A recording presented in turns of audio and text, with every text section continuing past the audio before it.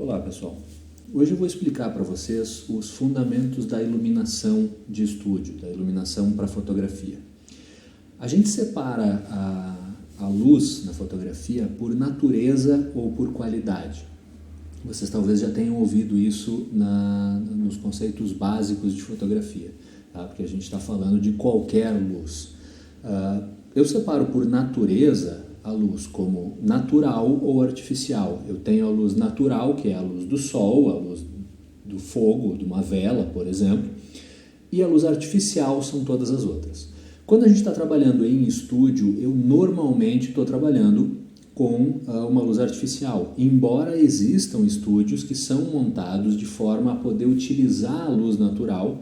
Isso foi bastante comum, obviamente, no surgimento da fotografia, no começo da fotografia, e isso tem voltado nas últimas décadas, né? A gente encontra alguns estúdios com uma claraboia, por exemplo, para deixar entrar em determinados horários, ou até sistemas mais complexos, em que eu tenho uma claraboia móvel em cima do estúdio, para que eu possa controlar essa luz natural. Mas na maior parte dos casos a gente está falando de iluminação artificial. E em fotografia, estúdios que trabalham exclusivamente com fotografia, essa iluminação é o flash. Vão existir estúdios em que eu vou trabalhar com luz contínua, com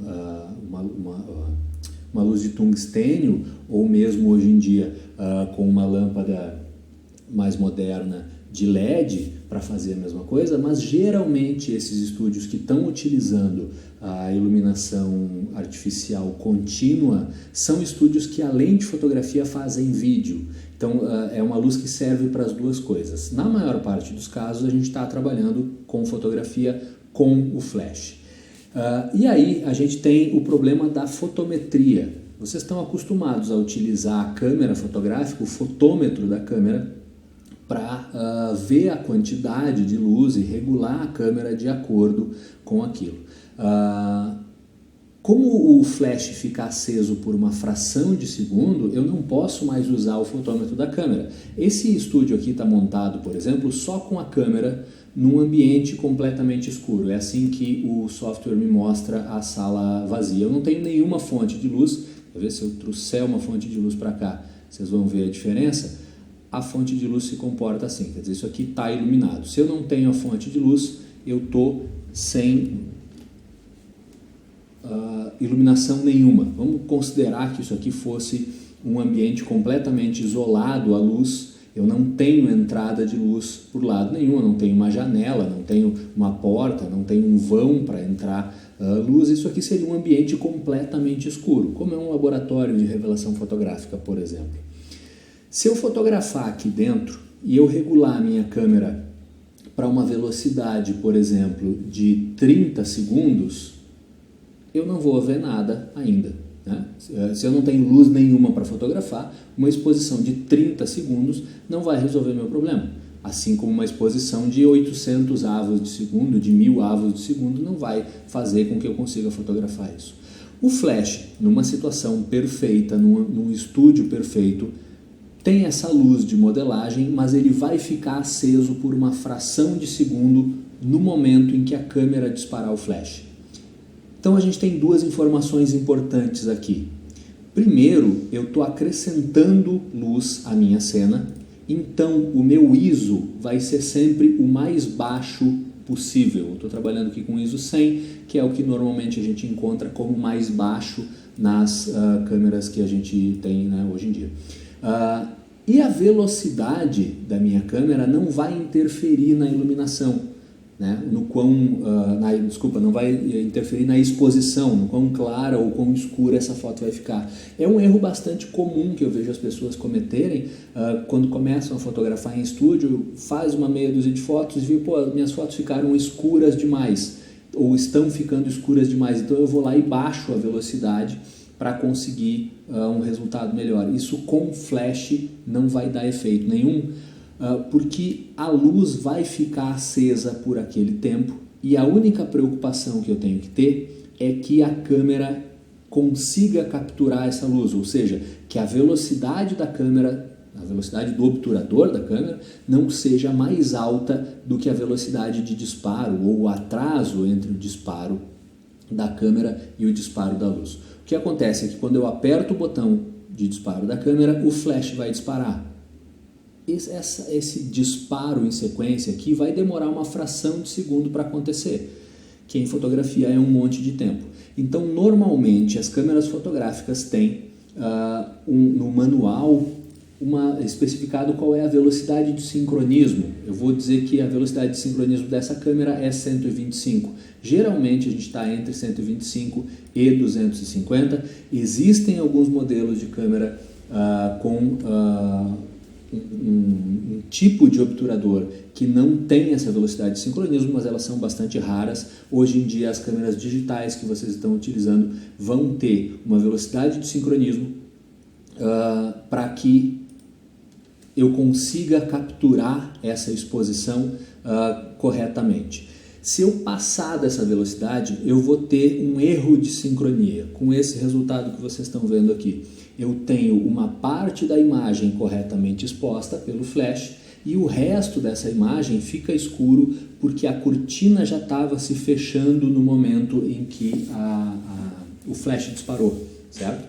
Então, voltando aqui, eu tenho a velocidade fixa, o ISO fixo, me sobra para a exposição o diafragma. E o diafragma vai ser a maneira que eu tenho de fazer com que essa foto saia com a exposição correta. É mais fácil fotografar em estúdio? Sim, eu só preciso respeitar essas regras. Outra vantagem que eu tenho no estúdio é que a partir do momento que eu souber qual é o diafragma que eu estou utilizando, se eu não modificar nada na iluminação, eu vou utilizar sempre esse diafragma. Não é como fotografar a luz do sol, por exemplo, que eu tenho que constantemente estar preocupado com a exposição, tenho que estar constantemente olhando no fotômetro, certo? Se eu não mudar mais nada aqui, o estúdio é um ambiente completamente controlado, então eu sei que a exposição vai estar correta. Como a gente não pode, como eu disse, utilizar o fotômetro da câmera para medir essa exposição, eu vou precisar de um aparelho específico para medir essa luz. Esse aparelho é o fotômetro, esse que vocês estão vendo aqui, é um modelo de fotômetro, e ele vai me dizer na distância correta qual é o diafragma que eu preciso utilizar para aquela potência de luz. Os flashes têm controles de potência e eu posso, como a gente vai ver, colocar essa luz mais próxima ou mais distante do que eu estou fotografando ou de quem eu estou fotografando, e isso vai dar leituras diferentes. Mas a partir do momento que eu fotometrar, eu sei que essa é a exposição correta para o flash, para a luz que eu estou utilizando, certo? Eu vou montar aqui um set básico, simples. A gente normalmente vai ter um fundo infinito posicionado aqui na frente da câmera.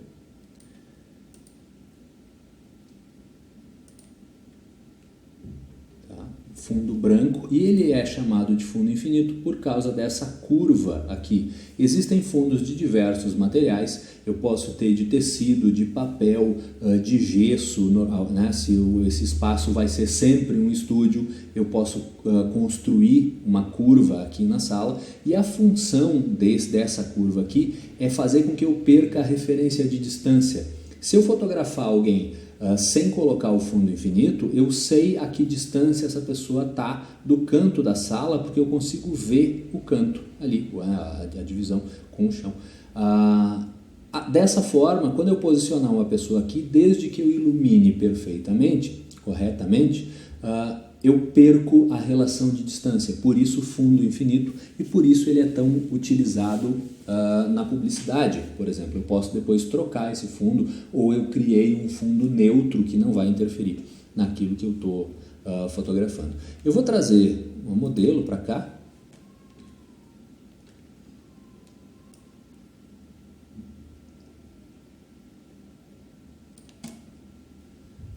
Vou posicionar ela de qualquer jeito. Aqui. E como vocês podem ver, a câmera não está me mostrando nada, porque eu ainda não tenho uma fonte de luz. No momento que eu trouxer uma fonte de luz para cá, eu consigo ver o que seria o resultado dessa foto com o flash disparado. Esse software serve para a gente criar ou testar luzes diferentes aqui antes de ir para o estúdio. Eu só vou reposicionar essa modelo aqui.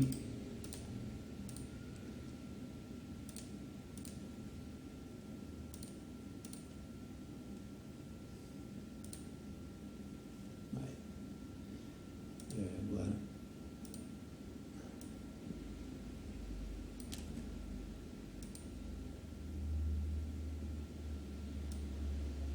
Pronto.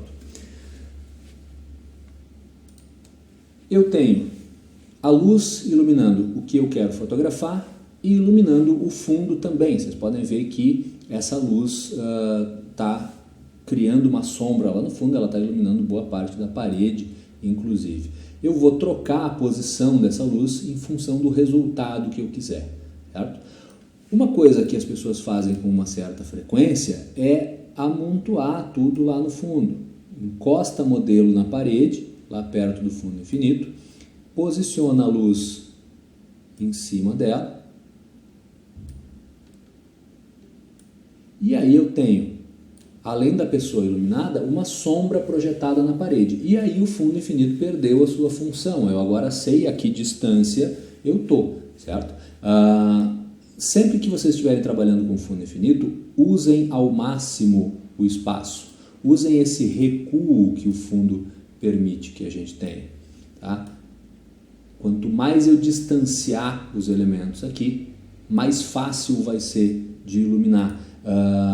É óbvio que eu dependo do tamanho do meu espaço, mas essa distância entre a parede e o fotógrafo, que a gente chama de recuo do estúdio, é extremamente importante. As pessoas às vezes montam estúdios em espaços muito pequenos e eu sou obrigado a trabalhar com uma objetiva que não seria adequada para o que eu estou fotografando e sem conseguir controlar exatamente a iluminação como eu quero.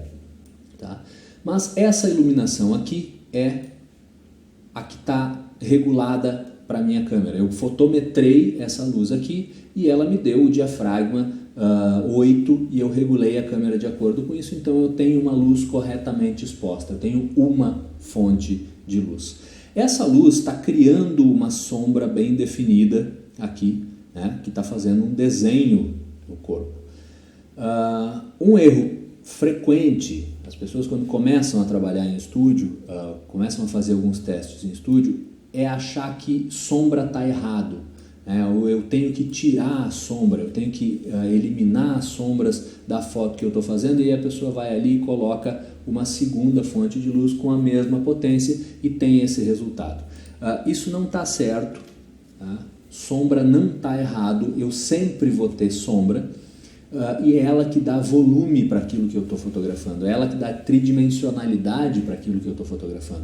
As fotos ficam sem graça, ficam chapadas, ficam com aquela cara de foto amadora, exatamente porque as pessoas vão jogando luz ali na esperança de que a foto vá ficando melhor, que vá ficando mais fácil porque tem mais luz. Na verdade, quanto mais luz eu tenho, mais difícil é de fotografar. Trabalhar com uma fonte de luz já é um exercício interessante e é suficiente para quando a gente está começando. Conforme a gente vai tendo necessidade, a gente vai acrescentando outras luzes, não muito mais, como a gente vai ver. Mas essa luz está criando essas sombras bem definidas, bem marcadas e bem escuras, porque ela é uma luz dura, ela é uma fonte de luz dura.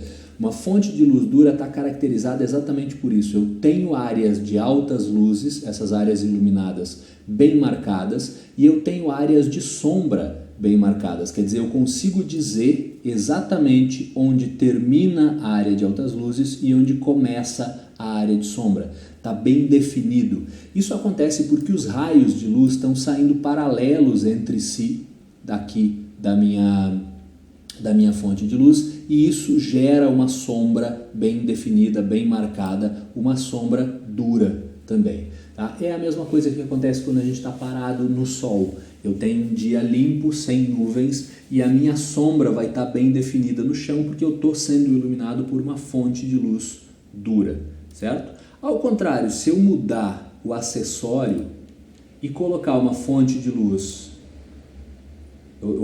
e transformar essa fonte de luz numa fonte de luz suave, que é o oposto da luz dura, eu vou ter, eu estou escolhendo aqui um softbox, já explico o que é, uma luz suave, quer dizer, a sombra já não está mais tão marcada, eu já não sei dizer exatamente em que ponto a luz termina e a sombra começa, a sombra está mais suave, tá? E eu tenho como resultado, dá para ver aqui atrás também, ó, a sombra, que essa luz não gera essa sombra tão definida. Eu continuo tendo as áreas de altas luzes, eu continuo tendo áreas de sombra, mas eu tenho um degradê, uma passagem mais sutil de uma coisa para outra. Tá? Esse software é um pouco generoso na hora de criar uma luz dura, ele deixa bem marcado, tá? Mas eu tenho que tomar o cuidado quando eu estou trabalhando com uma luz suave, que eu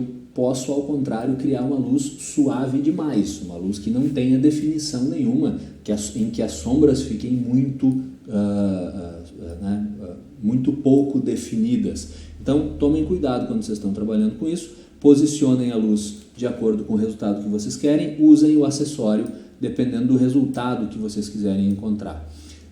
Isso acontece porque eu não tenho mais os raios saindo paralelos entre si da minha fonte de luz. Essa caixa de luz, que é o softbox, é acoplada ao flash e ela tem duas camadas de tecido, uma do lado de fora e uma no meio, pelos quais a luz tem que passar. Então, como a luz tem que passar através dessas fontes de luz, tem que passar através desses materiais, a fonte de luz acaba sendo suave, a luz acaba sendo direcionada para em diversas direções, tá? E aí, por causa disso, eu tenho uma luz que parece que abraça aquilo que está sendo fotografado, certo?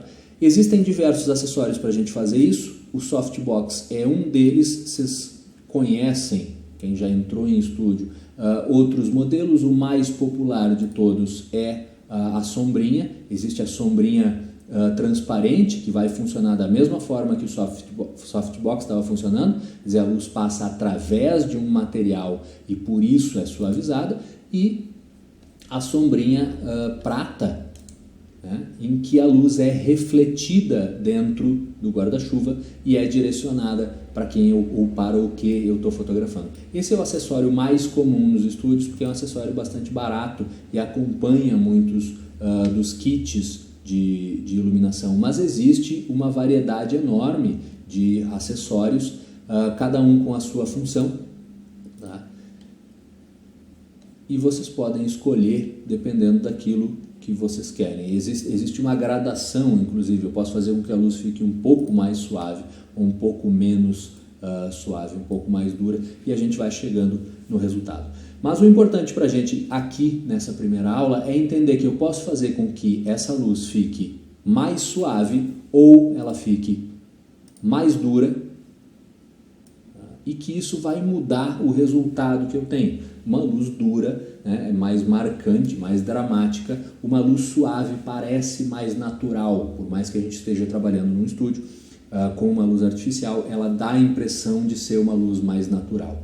Tá? Prestem atenção na luz ao redor de vocês. Encontrem pontos de luz, fontes de luz dura, fontes de luz suave. Reparem quando vocês saem no sol, como o sol, num dia limpo, produz uma sombra bem definida, bem mais marcada do que num dia nublado. Como num dia nublado as coisas parecem não ter sombra. A sombra continua ali, só que ela está tão difusa pela fonte de luz que dá a impressão de que ela não existe, certo? Outro fator importante aqui é a distância entre a fonte de luz e o que eu vou fotografar. Como vocês podem ver aqui, quanto mais eu aproximo a luz, mais intensa ela fica e eu preciso corrigir a potência dessa luz, teria que fotometrar de novo se eu estivesse no estúdio. Quando eu afasto, eu vou perdendo potência, né? E preciso também corrigir. Depois que eu posiciono a luz e fotometro, eu não posso mais mudar essa distância, senão eu vou ter que fotometrar de novo. a potência registrada pelo fotômetro de mão vai estar de acordo com a distância. Obviamente, quanto mais próximo essa luz está, mais intensa ela é. Quanto mais eu me afasto, menos potente ela é. O problema é que as pessoas têm uma impressão de que se eu vier aqui e der uma mexida de leve na luz ou aproximar um pouco mais a modelo, mudar modelo de posição, isso não vai afetar muito a luz. Aqui a gente usa o que é conhecido como a lei do inverso do quadrado da distância. Funciona assim: se eu tenho a luz a essa distância e a essa distância ela está com a exposição correta, se eu dobrar essa distância, a potência não cai para metade do que ela era antes. Ela cai para 1 sobre o quadrado da distância. Então, se a distância agora é 2 ao quadrado, 4, eu tenho 1/4 da potência que eu tinha antes. A mesma coisa, se eu dividir essa distância pela metade, eu não tenho só o dobro da potência que eu tenho antes. Eu tenho 4 vezes a potência que eu tinha antes. Ou seja, eu não preciso mexer muito a luz para eu ter uma variação de 1 ponto. Uma variação de meio ponto é uma mudança mínima de posição aqui do flash com relação ao modelo. Então, toda vez que eu modificar essa distância, eu preciso refotometrar. Eu preciso calcular de novo qual é a potência desse flash. E aí, calculada a potência, posicionado o flash, essa daqui é a minha luz principal. Vou voltar para aquele problema comum que eu digo que acontece com grande parte dos estúdios, de acrescentar uma segunda fonte de luz com a mesma potência. Por que isso está errado? Primeiro, pelo resultado. A gente tem um resultado que não é o que a gente está procurando, né? Dá essa cara de foto amadora. E segundo, porque o que a gente está vendo agora é a teoria da iluminação de 3 pontos. Essa luz aqui é a minha luz principal, é a luz para a qual a minha câmera está regulada. Ela não muda mais de potência e, principalmente, a minha câmera não muda mais de diafragma. Quando eu achar que eu preciso de uma segunda fonte de luz, eu vou trazer uma segunda fonte de luz e essa segunda fonte de luz vai ser a minha luz de preenchimento.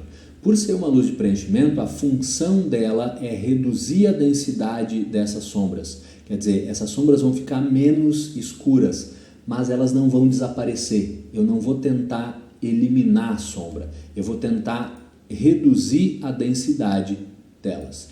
Por causa disso, essa luz vai ter metade da potência da minha luz principal. A luz de preenchimento vai ter metade da potência, vai suavizar, vai reduzir a densidade dessas sombras. Então, sem a luz de preenchimento, com a luz de preenchimento, eu tenho aqui ainda a sombra no mesmo lugar, mas ela está menos densa. Obviamente, essas duas luzes podem ser tanto luz dura quanto luz suave. Eu estou usando elas como luz dura para que a gente consiga ver bem desenhada aqui a minha luz, o efeito dessa luz. Se eu não quero acrescentar uma segunda fonte de luz, mas eu quero reduzir a densidade dessas sombras, ela pode ser substituída facilmente por um rebatedor, né?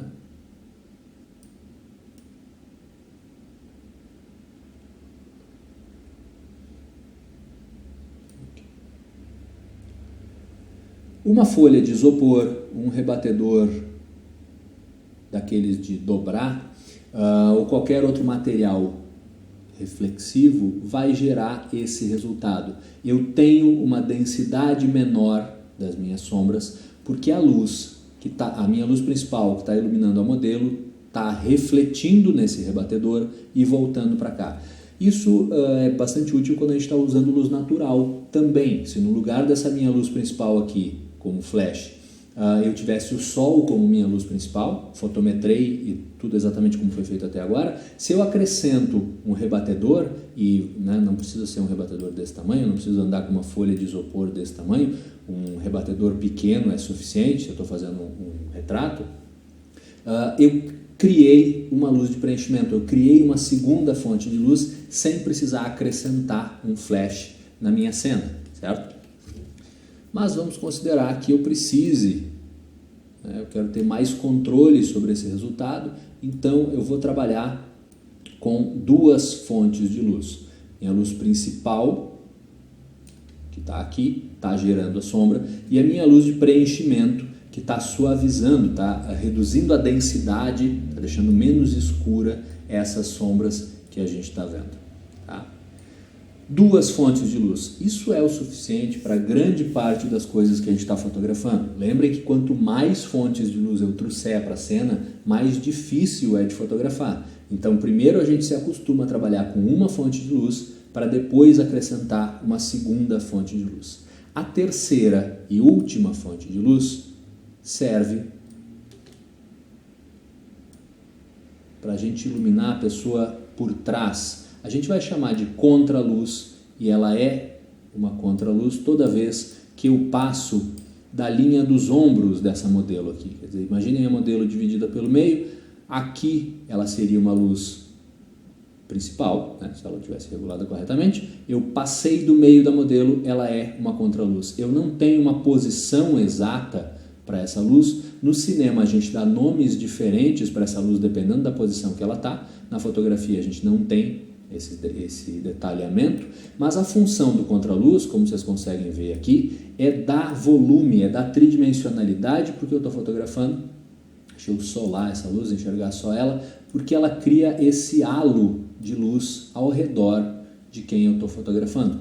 Tá? Ela destaca a pessoa, ela separa a pessoa do fundo da parede, tá? E dá volume porque eu estou fotografando. Tá?